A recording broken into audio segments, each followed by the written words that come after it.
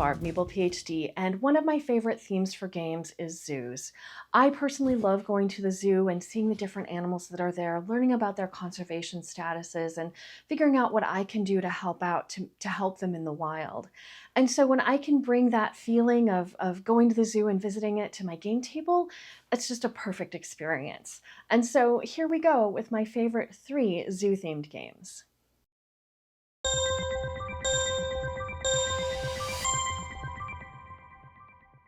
My number 3 is called O Zoo La Mia.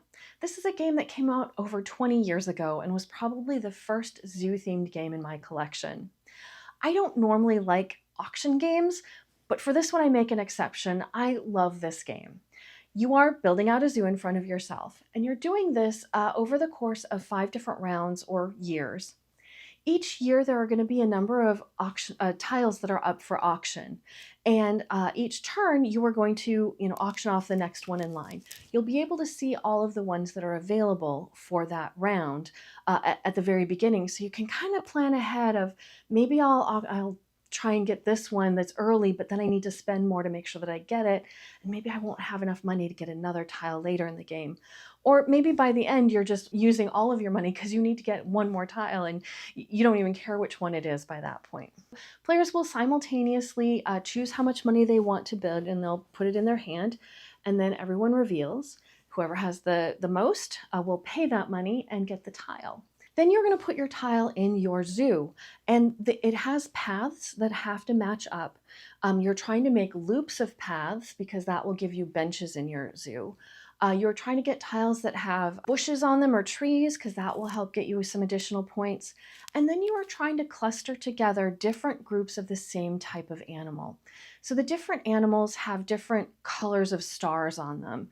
And so reptiles might be gray or something like that, and birds are orange. As you group these together, whoever has the largest group of each different color type gets a marker that at the end of the year will get them some additional points. And so on each turn, as you're placing out a new tile, you're evaluating who has the most of each of the different star types, who has, if you've completed a loop, you get a bench, who has the most plants in there, and there are markers for whoever has the most and whoever has the second most. At the end of the year, you're going to get a number of points based on how many little wooden pieces are in your park. So the wooden pieces include those benches. They include markers for each of the different colors of stars, and then trees, whoever has the most and least trees. And the number of points you get each round per thing in your zoo goes up each round. And so you want to, by the end of the game, you want to have the most of each of these if you possibly can. Then you also get some additional money based on how many tiles you have in your zoo, and you start up again. And so for me, this is one of those games where it's so fun to puzzle out, how can I make these loops? Which of these tiles are the best for me? How can I make sure that the different colors are together? And maybe just getting some of my favorite animals too. And so for those reasons, O Zoo La Mia is my number 3 zoo-themed game.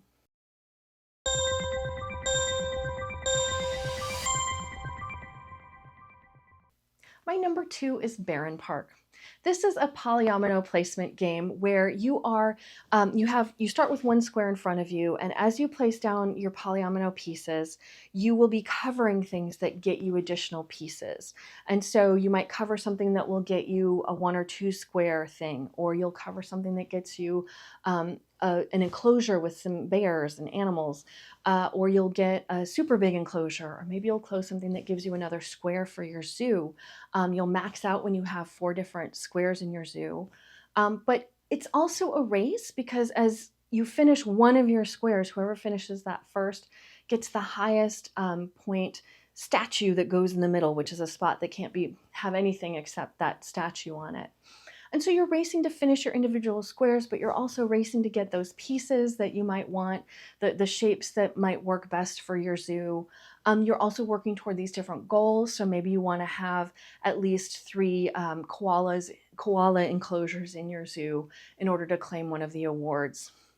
So you're looking at all of these things, all the while building up a super cute zoo in front of yourself. And so for those reasons, Barren Park is my number 2 zoo-themed game.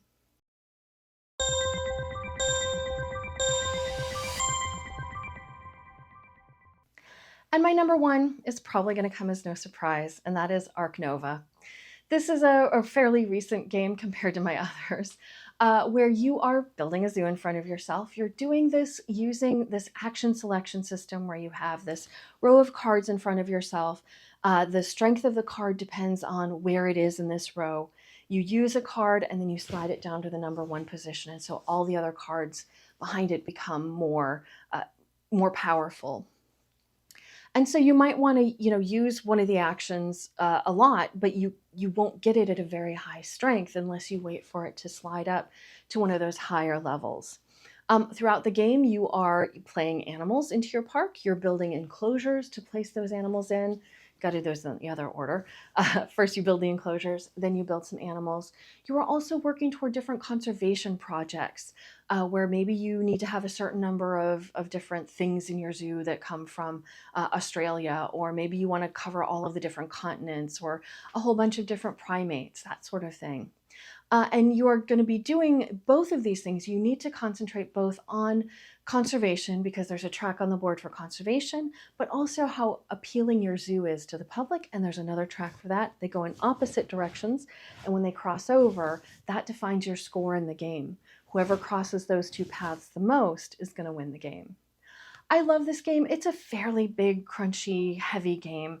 It takes a while, even at two players. It's at least an hour and a half for me and my spouse, and usually a couple of hours. But I love how involved it is. I love that there's this conservation versus zoo appeal that reflects what real zoos are doing today. I love the cards, the different animals, the agonizing decisions that sometimes I get the elephants in my hand, and elephants are my favorite animal, and I want to play them, but I just know that it's not the right stage of the game for me. So do I hold down to that into my hand, even though we have a very small hand limit, or do I let it go and just know that I'm going to get some other animals to fill in later? So for all of those reasons, I love Ark Nova. It is my number one zoo-themed game. How about you? Do you like this theme for games? Do you have some games that you absolutely love that where you are building out a zoo or visiting a zoo? I'd like to hear about them in the comments below so that I can go look into them because I love zoo-themed games. In the meantime, though, be sure to like and subscribe to my channel so you know when my next videos come out. You can find me on Instagram and Blue Sky as MeeplePhD, and I also have a blog at meeplephd.com. I'll see you next time.